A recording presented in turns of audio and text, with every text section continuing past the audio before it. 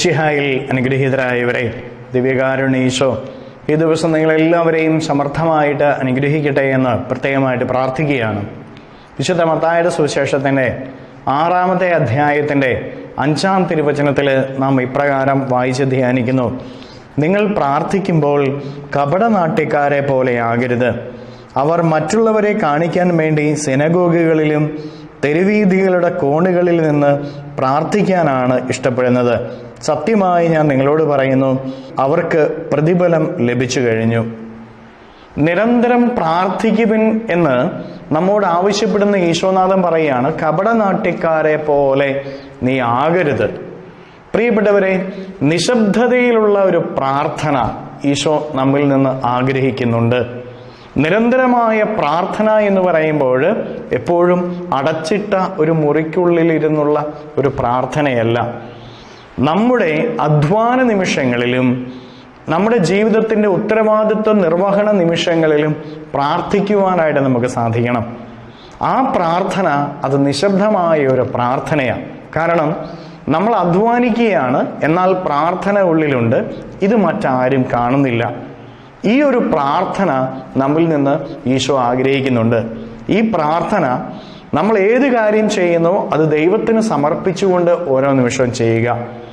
ഇപ്പോൾ ഞാൻ പഠിക്കുകയാണെങ്കിൽ, ഈശോയെ ഞാനിതാ അങ്ങേക്ക് വേണ്ടി ഇതാ പഠിക്കുന്നു. ഈശോയെ അങ്ങയുടെ മഹത്വത്തിന് വേണ്ടി ഇത് മാറ്റണമേ.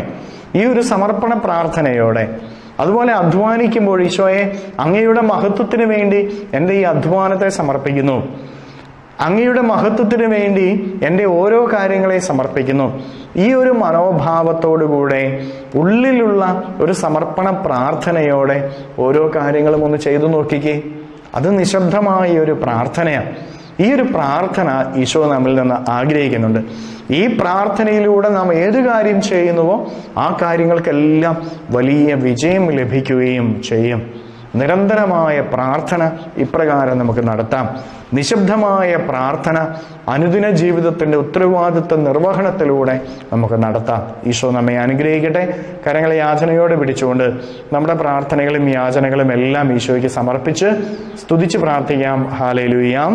ഈശോയെ നന്ദി. Hallelujah, hallelujah, hallelujah, hallelujah, hallelujah.